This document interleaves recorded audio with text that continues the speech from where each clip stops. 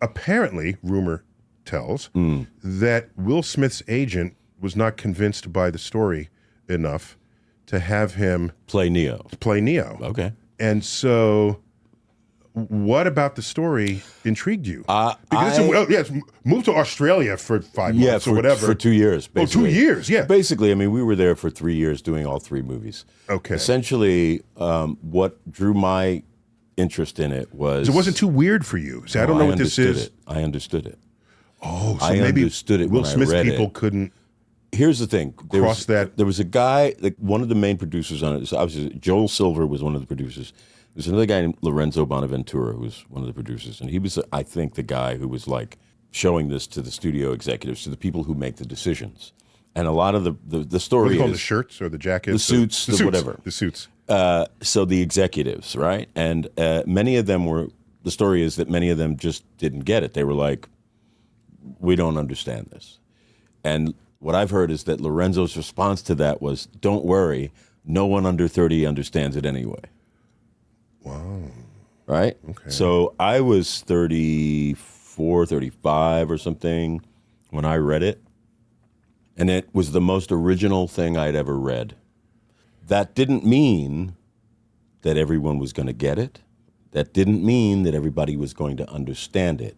That's what my experience with Apocalypse Now had taught me, because when I made Apocalypse Now in the 1970s, it was the most expensive movie ever made. It was the most ambitious movie ever made during that period of time. Marlon Brando was in the movie, and Martin Sheen was in the movie, and it was about the Vietnam War, and it was exciting, and John Milius wrote the screenplay, and all these wonderful elements. But the movie commercially did not do well. It was a critical success, but it was not a commercial success.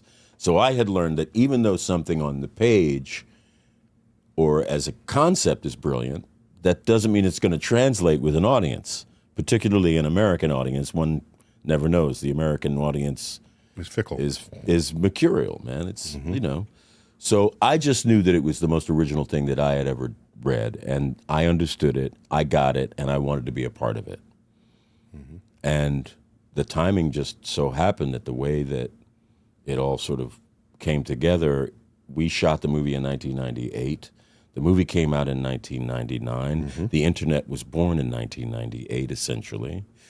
Cell phones became a reality in 1999. Just the digital world. The digital world. Descended on everyone. On everyone. And essentially what the story is and why it resonates with everybody all over the planet, and it did at that time, is because it's the old myth told in a digital format.